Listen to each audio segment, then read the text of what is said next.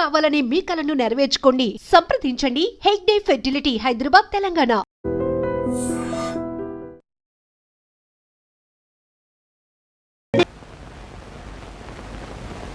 మావయ్య, సీతకి నిజం ఎలా చెప్పాలో తెలియడం లేదు, కానీ చెప్పక తప్పని పరిస్థితి వచ్చేసింది. వరిగాకయ్యా, నువ్వెవరవో తెలిసినా ఎంత కోపం వచ్చినా మెళ్ళో తాళ్ళుబట్టు విలువ తెలిసిన ఆడపిల్ల గనక తప్పనిసరిగా ఒప్పుకుంటుంది. అమ్మా సీత, ఎక్కడి చూస్తున్నావమ్మా? ఇప్పుడే అల్లుడు గారు నేను నీ గురించే తలుచుకుంటున్నాం. నేను కూడా మీ అల్లుడు గారి గురించే తలుచుకుంటూ వచ్చాను. బైది బై, మీ హనీమూన్ ప్రయాణానికి కావాల్సిన కొనుక్కున్నావా? నాకు కావాల్సింది కొనుక్కుందామంటే నాకు అది దొరకటం లేదు డాడీ. ఇట్స్ ఆల్ రైట్, వెళ్ళేది ఢిల్లీ కదా, కావాల్సినవన్నీ అక్కడే కొనుక్కోవచ్చు. అవును, మనకు కావాల్సినవన్నీ అక్కడే కొనుక్కోవచ్చు సీత, యూ డోంట్ వరీ. మాకు ఢిల్లీ టికెట్స్ ఎంత కొన్నారు డాడీ? 1500 చిల్లరైందమ్మా. అంటే మన ఆఫీస్ లో ఒక సేల్స్ మెన్ జీతం అంతే కదండి? అంతే అయి ఉంటుంది. I don't know what uncle, మీ సేల్స్ మెన్ కి ఎంత ఇస్తారో ఆయన అడగడం దేనికి? పుచ్చుకునేది మీరేగా. Sita, what are you talking? Shut up! అబద్ధాలు కట్టుకథలు చెప్పి నన్ను మోసం చేస్తావా? మా నాన్నగారి దగ్గర జీతం డబ్బుల కోసం పనిచేసేవాడివి నా దగ్గర మల్టీ మిలియనర్ల వద్ద చేస్తావా? ఎందుకో పనికిరాని నీ కుటుంబ సభ్యుల్ని, గ్రేట్ పీపుల్ అని నాకు పరిచయం చేస్తావా? నా మెళ్ళలో తాళిబొట్టుకి మోసం, అబద్ధం, కుట్రనే 3 ముళ్ళు వేసి నా బ్రతుకుని అన్యాయం చేస్తావా? అమ్మా సీత, ఆవేశపడదు. ఈ పెళ్లి జరగడానికి కారణం అతను కాదమ్మా, నేను. డాడీ, అవునమ్మా, అతని అబద్ధాలను బలపరిచి నేను నమ్మేటి చేసి ఈ పెళ్లి జరిపించింది నేనమ్మా. డాడీ, ఈ పని నువ్వు చేసావా? ఒక మగవాడు పెళ్లి కాని ఆడపిల్ల ఆస్తి చూసి, అందం చూసి అబద్ధాలతో మోసం చేశాడంటే దానికి అర్థం ఉంది. కానీ ఒక కన్న తండ్రి సొంత కూతుర్ని పరాయి మగాడితో నాటకవాడి పెళ్లి జరిపించాడంటే బహుశా లోకం ఇదే మొదటిసారనుకుంటాను. పసితరం నుంచి అమ్మలేని నన్ను పెంచి పెద్ద చేసి అడిగింది కాదనక, కోరింది లేదనక నన్ను ఇంతదాన్ని చేశావు. ఇప్పుడు ఆయనతో కలిసి నాటకవాడి నన్ను ఎందుకు మోసం చేశావు? ఎందుకు మోసం చేశావు డాడీ? మంచి ప్రశ్న వేశావమ్మా, చాలా మంచి ప్రశ్న వేశావు. కానీ ఈ ప్రశ్న అడిగే ముందు జరిగిన విషయాలు ఏమిటో ఒక్కసారి గుర్తు తెచ్చుకో.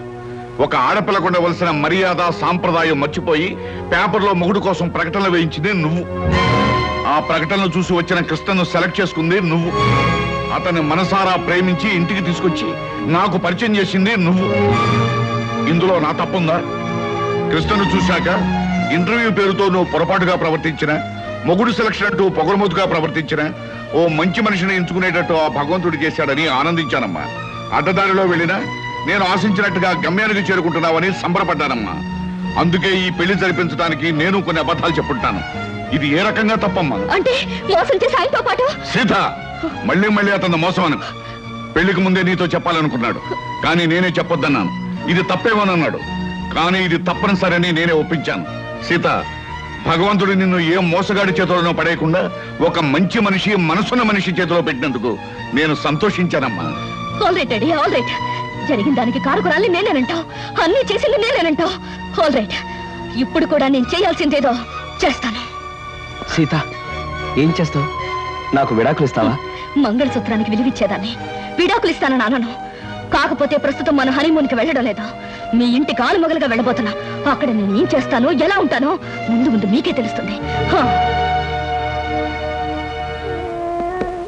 కృష్ణ, ఈ మొండిది తిక్కది మీ ఇంటికి కాపురానికి వచ్చి నిన్ను ఎన్ని కష్టాలు పెడుతుందో, మీ సంసారంలో ఎన్ని కలతలు రేపుతుందో అనే భయంగా ఉందయ్యా. మావయ్య, మీరేం భయపడకండి. జీవితంలో ఎలాంటి ఛాలెంజ్నైనా ఎదుర్కొని విజయం పొందటం నాకు అలవాటే. మీ అమ్మాయి విషయంలో కూడా నేను గెలుస్తాననే నమ్మకం నాకుంది. కాకపోతే ఆనాడు రాముడు సీతను అగ్నిప్రవేశం చేయించాడు. ఈనాడు మీ సీత ఈ రాముడిని అగ్నిప్రవేశం చేయించబోతుంది. ఆ అగ్నికి ఏమాత్రం చెక్కు చెదరకుండా పవిత్రమైన మనిషిగా బయటకొస్తాననే నమ్మకం నాకుంది మావయ్య. డాడీ, నేను అత్తవారింటికి వెళ్తున్నాను. అమ్మ సీత, నిన్ను ఆడంబరంగానూ ఆర్భాటంగానూ పంపించాలని జరిగిన అబద్ధం పెళ్లికి ఇలా వెళ్ళటమే సరైన పద్ధతి. పదండి. సీత, నీ ఆస్తి అంతస్తు చూసి నిన్ను పెళ్లి చేసుకోలేదు. నువ్వెక్కడి నుంచి ఏమీ తీసుకురావడానికి వీల్లేదు. కట్టుకున్న చీరతోనూ, నేను కట్టిన తాళితోనూ, కట్టుకున్న మొగుడుతోనూ నువ్వు నీ పుట్టింటి నుంచి బయలుదేరి రావాలి. That's all. Come on.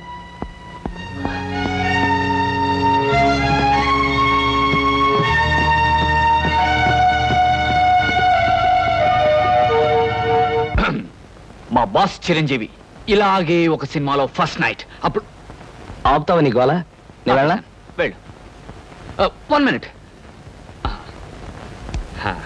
Okay, thank you. వెళ్ళు.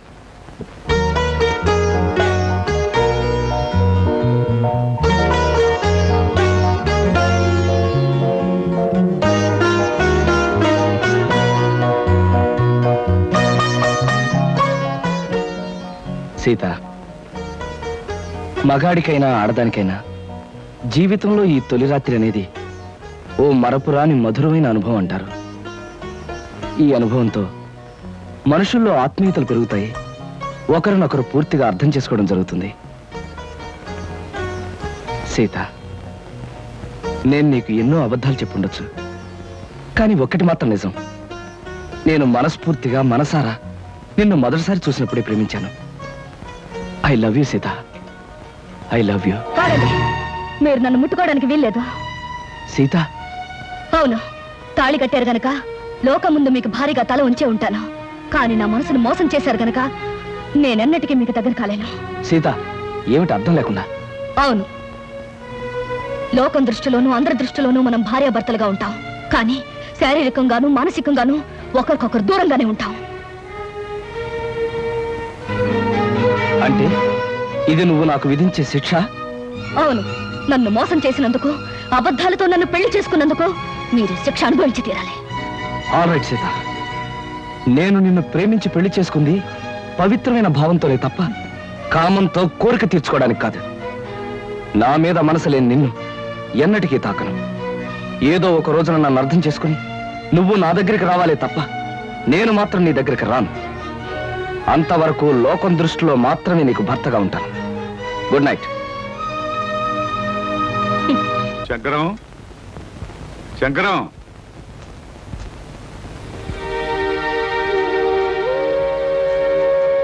అమ్మా సీత, స్టవ్ మీద వేడి నీళ్ళు ఉన్నాయి, దించేయ్. అలాగే అత్తయ్య.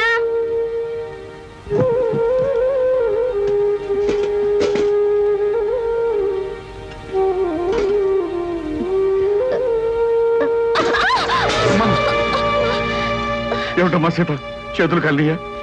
లేదు నాన్న, నా కర్మ ఇలా కాలింది. అవే మాటలమ్మా. అయినా కోటీశ్వరుడి కూతురివి, నీకు ఈ వంట పని అంట్ల పని ఏమిటమ్మా? పుట్టి బుద్ధి ఎరిగాక నువ్వెప్పుడైనా వంటగదిలోకి అడుగు పెట్టావమ్మా? అలాంటి నన్ను కష్టాల్లోకి బాధల్లోకి అడుగు పెట్టాలనేగా మీరు అబద్ధాలు చెప్పి నాకు ఈ పెళ్లి చేసింది. అమ్మా సీత, నాన్న, చేతి మీద పడిన వేడి నీళ్లకు నా కన్నీళ్లే వస్తాయి, కానీ నా కన్నీటి చుక్కలు చూసిన మీకు బాధతో గుండె కోతపడి నెత్తుటి చుక్కలు వస్తాయని నాకు తెలుసు. నేను కోరుకునేది అదే. అమ్మా సీత, ఓ మంచి మనిషితో నీ పెళ్లి జరగాలని నేను తాపత్రయపడ్డానే తప్ప నువ్వో పని మనిషిలాగా అలవాటు లేని అడ్డమైన పనులు చేయాలని నేను కోరుకోలేదమ్మా. 2000 జీతంతో 6 మంది ఉన్న కుటుంబాన్ని పోషించే ఒక మధ్యతరగతి మనిషి ఇల్లాలు అన్ని పనులు చేసే తీరాలన్నా. ఇది నువ్వు కన్నబిడ్డకు చేసిన మహోపకారం. పార్వతి, పవిత్రమైన కళ్యాణి రాగం లాంటి వార్త తీసుకొచ్చానే. ఎక్కడ? అరే బావగారా, ఎంతసేపు అయింది వచ్చి? ఇదేమిటి ఇక్కడ నిలబడ్డారు? రండి కూర్చుందాం. రండి రండి, కూర్చోండి. నమస్కారం అండి. నమస్కారం. బావగారు పళ్ళు తీసుకొచ్చారు. అన్నీ మీ అమ్మాయికైనా మరి మాకేమైనా ఉన్నాయా? నీకే బావగారు. ఆహా, పొద్దున్నే గుమ్మం తగిలి పడిపోయారని తెలిసింది. పలకరించి వెళ్దామని వస్తూ పళ్ళు తీసుకొచ్చాను. నానోయ్, గుమ్మం తగిలి పడితేనే బుట్టడు పళ్ళు పట్టుకొచ్చారు. ఇంటి మించి పడ్డావంటే లారీ నిండా పంపిస్తారేమో. ఒకసారి ట్రై చేయకూడదు. రే, లారీ పళ్ళ కోసం నేను ఇల్లెక్కి కిందకు దూకాలంట. మొహం మీద కొట్టానంటే ముఖారు రాగంలో మొత్తుగా ఎడుస్తావు వేదావా. నమస్కారం అన్నయ్య గారు. నమస్కారం అమ్మా. ఇదేనా రావటం? ఇంత ముందే వచ్చానమ్మా. కాఫీ తీసుకొస్తా. వద్దమ్మా, మీతో ఒక విషయం చెబుదామని వచ్చాను. గాంధీనగర్ లో నాకు ఒక ఇల్లు ఉందమ్మా. అది నౌకర్లు చాకర్లతో అన్ని సదుపాయాలు గల ఇల్లు. ఊరికినే పడాడటం ఎందుకు, మీరందరూ కలిసి దాంట్లో మారితే బాగుంటుంది అని అనిపించిందమ్మా. ఏమిటి, నౌకర్లు చాకర్లు అన్ని సదుపాయాలు ఉన్న ఇల్లా? ఛాయరాయ కీర్తన లాంటి ఈ శుభవార్తని కాస్త ముందెందుకు చెప్పలేదు బావగారు? రేపే ఇంటికి మార్చేద్దాం. అవునా? చక్కగా ఒక గదిలో నువ్వు తలుపులు మూసుకుని సంగీతం పాడుకోవచ్చు. మరో గదిలో గదుల మాట ఎలా ఉన్నా నౌకర్లు సౌకర్యాలు ఉంటే సీతకు నాకు పనులు తప్పుతాయి. తప్పకుండా మారిపోతాం అన్నయ్య గారు. వద్దత్తయ్య గారు, మా నాన్నగారు అభిమానంతో చెప్పొచ్చు కానీ మనం అక్కడికి వెళ్ళడం చిన్నతనం అనుకుంటున్నావు తల్లి, అభ్యాదేం లేదమ్మా. అద్దెళ్లలో దిక్కుమాలు చావు చస్తూ 6 రాగంలో ఏడుస్తూ బతికే కన్నా హాయిగా మన ఇంట్లో ఉండడం మంచిదమ్మా. అది కదా మావయ్య గారు, అక్కడికి వెళ్ళడం వల్ల ఒక నష్టం ఉంది. ఏమిటది? మా వంశంలో ఆడపిల్లలు కన్నవారిచిన కొంపలో కాపురం పెడితే కాపురం పెడితే ఆ అమ్మాయి తాలూకు మావగారికి ప్రాణగండమట. అమ్మో నాకే. ఇంతకు ముందు ఒకరిద్దరు అలాగే పోయారు కాదు నాన్న? ఏమిటి బావగారు, మీకు ఈ విషయం ముందే తెలుసా? సంగీతంతో నేను చిత్రహింసలు పెడుతున్నానని మా వధ ఉంటున్న మాటలు మీరు నమ్మేసి నా ప్రాణాలు తీసేద్దాం అనుకున్నారు అనమాట.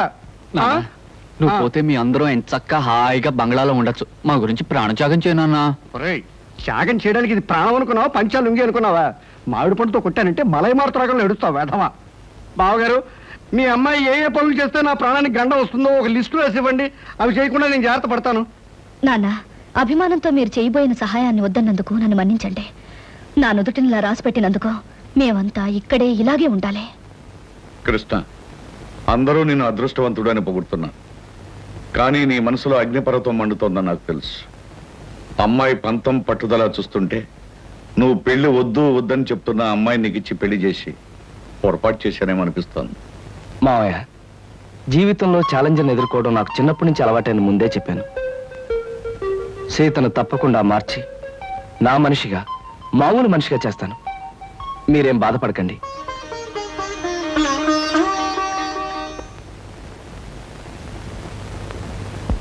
ఏమండి, ఇవాళ మన హౌస్ ఓనర్స్ వెడ్డింగ్ డే అట. సాయంకాలం పార్టీకి పిలిచారు. పెళ్లి రోజులు అనేవి ప్రతి జంటకి వస్తుంటాయి. కాకపోతే కొంతమందికి సంతోషమైన రోజు, మరి కొంతమందికి విచారమైన రోజు. సాయంత్రం పార్టీకి వెళ్ళినప్పుడు వాళ్ళకి బహుమతి ఇవ్వాలి. ఈ 500 తీసుకెళ్ళి ఏదైనా కొనుక్కురండి. ఈ నెల ఇంటి ఖర్చులో ఇదొక ఎక్స్ట్రా అన్నమాట. అయినా ఈ మన్మధరావు వెడ్డింగ్ డే చేసుకోకపోతే దేశానికి ఏమైనా నష్టమా? సవ్యంగా పెళ్లి చేసుకున్న వాళ్ళకి వెడ్డింగ్ డే అనేది ఓ పండుగ లాంటిది. 4 గంటలకల్లా పార్టీకి వెళ్ళాలి. ఏదో ఒకటి తీసుకురండి.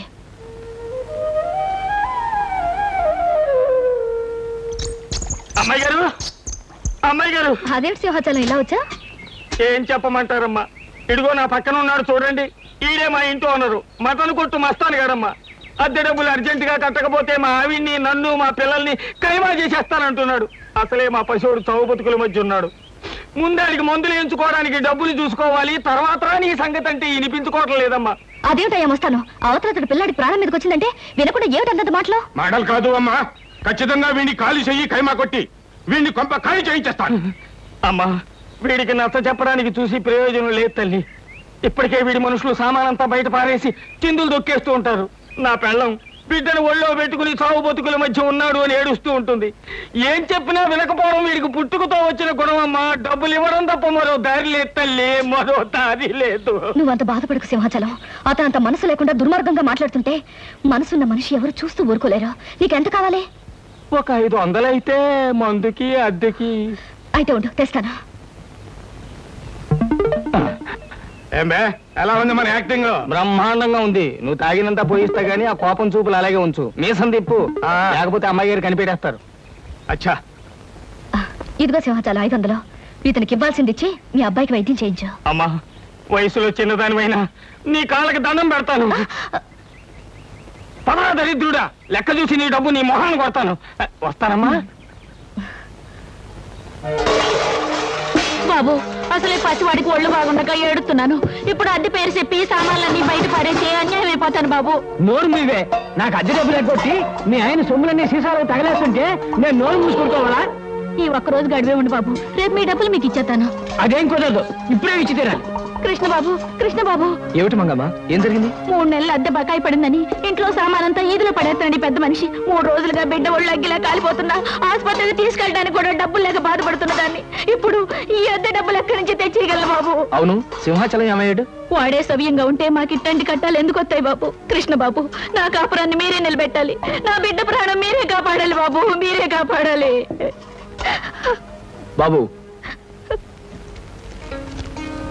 వెళ్ళు. రండిరా. ఓయ్, ఆ సామానంతా లోపల సర్ది వెళ్ళండి. అలాగే అయ్యా. మంగమ్మ, ఇదిగో డబ్బు. ఇంటి ఖర్చులకి, కుర్రాడి హాస్పిటల్ ఖర్చులకి ఉంచు. మీరు నిజంగా దేవుడు బాబు. మంచి సమయానికి చల్లని మనసుతో వచ్చి మమ్మల్ని కాపాడారు. మీరు 1000 సంవత్సరాలు బతకాలి బాబు. సీత, సీత. ఏమిటండి ఇంత ఆలస్యంగా వచ్చారు? బహుమతి ఏం తీసుకురాలేదా? లేదు సీత, అనుకోకుండా ఓ సంఘటన ఎదురైంది. మన సింహాచలం లేడు? ఇంటి వన్న డబ్బు ఇవ్వలేదని వాడి సామాన్లన్నీ బయట పారేశాడు. ఓ పక్క పిల్లాడికి ప్రాణం మీదకొచ్చి మందులు ఇప్పించడానికి డబ్బు లేక ఆ తల్లి ఏడుస్తుంది. ఆ పరిస్థితి చూస్తే నాకే కళ్ళలో నీళ్లు తిరిగాయి. అసలు ఒక డబ్బున్నవాడి పెళ్లి కానుక ఖర్చు పెట్టడం కంటే ఓ పేదవాడి బ్రతుకు ఖర్చు పెట్టడం మంచిదని చెప్పి ఆ డబ్బు వాళ్ళకే ఇచ్చేశాను. చాలా అద్భుతంగా ఉంది మీ అబద్ధం. ఏమిటి సీత, ఏమిటి నువ్వు అనేది? ఏమీ తెలియనట్టు నటించాలని చూడకండి. నాకంతా తెలుసు. పొద్దున్నే సింహాచలం వచ్చి నా దగ్గర పరిస్థితి అంతా చెప్పి 500 తీసుకెళ్లాడు. ఆ విషయం తెలియక తమరు తెలివిగా అబద్ధం ఆడాలని చూశారు. అదిగా సీత నేను చెప్పేది. చెప్పడానికి ఏముంది? అబద్ధం మీద అబద్ధం తప్ప. మన పెళ్లి జరిగాక మీరు మారారనుకున్నాను, కానీ ఇప్పుడు అర్థమైంది మీరు మారలేరని. అది